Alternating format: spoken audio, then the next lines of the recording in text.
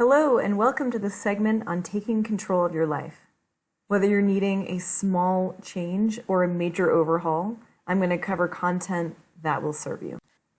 A little bit about my story. About a year and a half ago, I was fully in my rock bottom. I wasn't sleeping, I wasn't eating, I had migraines constantly. At the time, I thought I was having a breakdown. In retrospect, I now realize it was a breakthrough. I was at a terrible job. I also had a toxic romantic relationship, and there were multiple other things about my life that were just not working. I spent some time developing a system that I credit for a huge shift in my life, and I'm ecstatic to be in a position today full of happiness, optimism, and in alignment with myself. So of course, my goal here is to share what has worked for me in the hopes that it will serve others as well. The first step is establishing a baseline. Where am I today? Along those lines, create a ranked list of your life priorities. This is not a list about how you should feel. It's not a list about anyone else's agenda, to include parents, friends, coaches, professors, bosses. This is an authentic exercise around your life priorities. Feel free to edit, delete, add, just make sure it's authentically you. The invitation here is to be really honest with yourself. Step 2, create a list of how you spend your energy, time, and resources. So this is just currently, how are you spending? The next step of this is to evaluate how do these two respective lists align or misalign. In my case, it became very obvious very quickly the way I was spending was basically inversely proportional to my priorities. In the top 5 ways that I'm spending, 3 of those ways were adversely affecting my health. That was one of my main takeaways.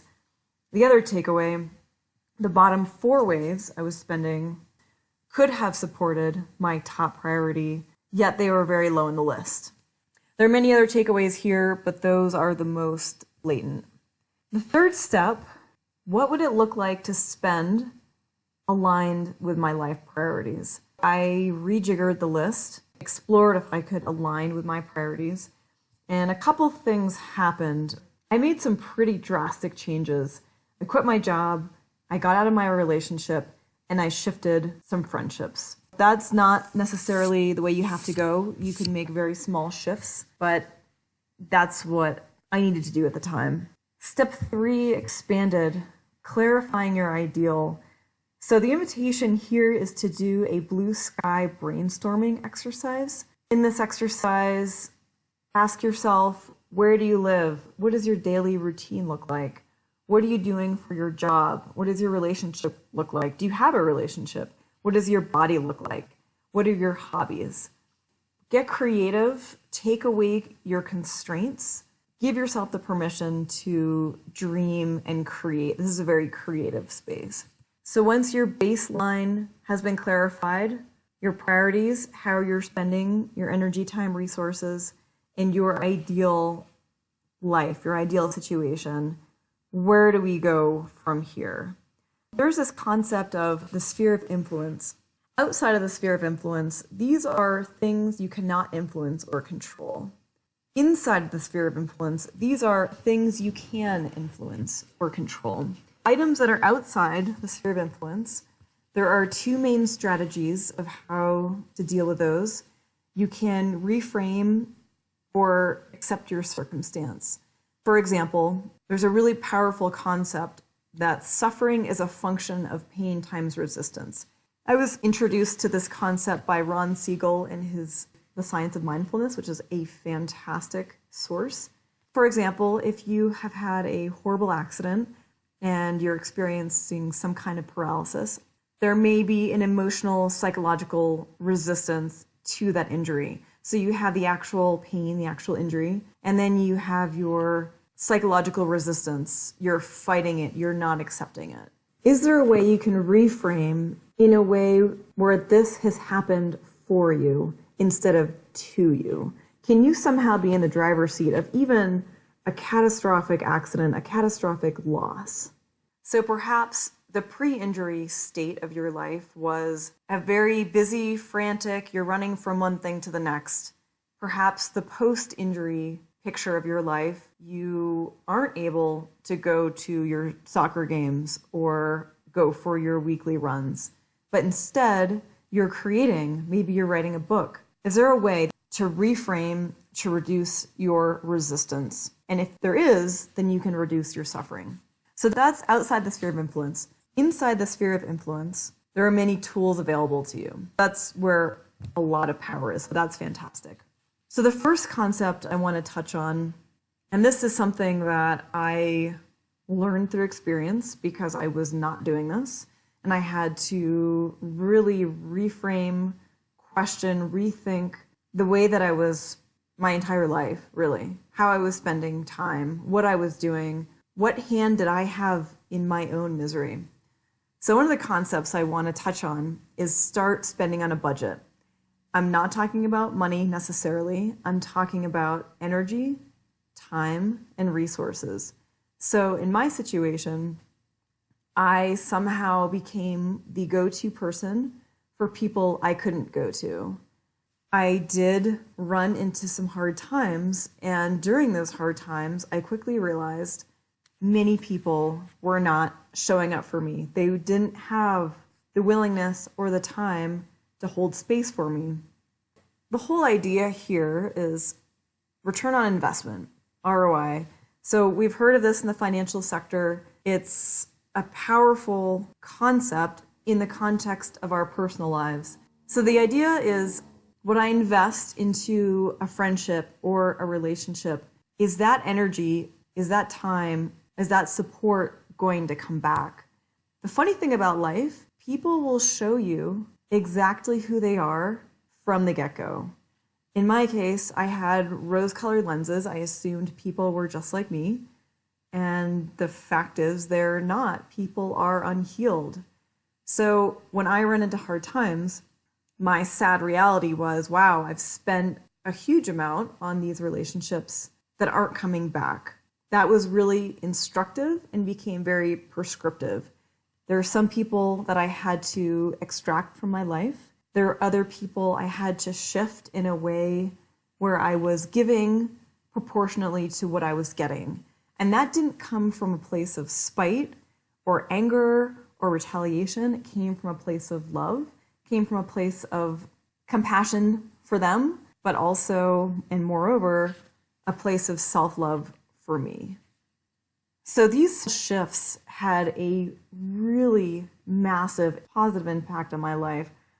The really great thing here is you're not only removing things that aren't working in your life, that are at your detriment, but you're also making space for new growth and new opportunities and new investments. Just like when you weed a garden, you enable your flowers to flourish. So in the vein of trying to understand how to shift our lives in a positive way, there's this Pareto principle, which is called the 80-20 rule. Tim Ferriss in his 4-Hour Workweek touches on this. For those unfamiliar with this principle, it's 80% of your profits come from 20% of your clients. 80% of your stress comes from 20% of your classes. 20% of your closet you wear 80% of the time. And the Pareto principle, 80-20, is kind of the lower end. Usually it's more like 90-10, 95-5. In terms of making a shift in your life, if you can evaluate, all right, well, 80 or 90% of my stress comes from fill in the blank, then that really gives you perspective around where your power is to shift. So my invitation here is to choose one or more areas to shift. It could be inside your sphere of influence. It could be outside of your sphere of influence. In a month, first of all, right now, I would pick a day. The 15th of the month, the 5th of the month, whatever day, put it on your calendar like a scheduled meeting. And on that day, recreate your 2 lists, life priorities, how you're spending currently, and evaluate how do they correlate. Is there an obvious opportunity to shift something in my life? And iterate.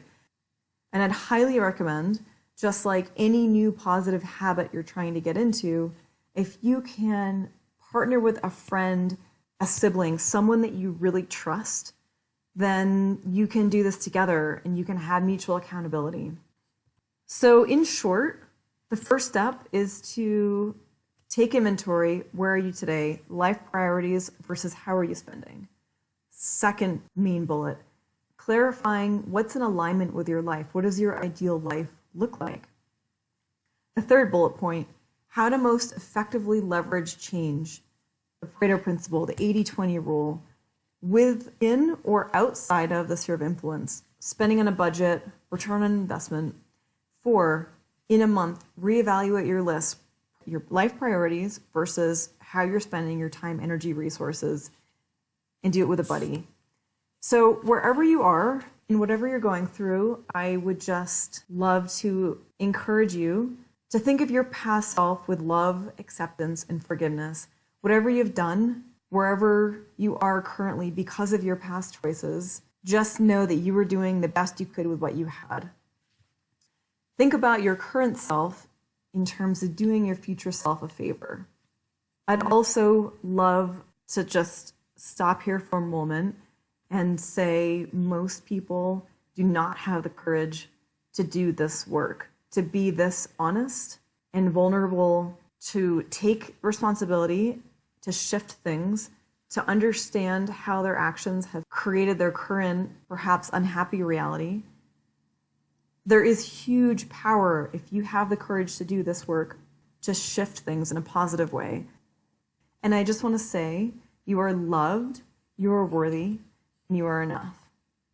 So next up, I want to touch on refined strategies to clarify what's in alignment for you. And I also want to touch on common bottlenecks to progress and ways to overcome them. Thank you so much for your time. Thank you so much for your courage, for showing up for you. Please comment, subscribe to the channel, share this video, or reach out directly.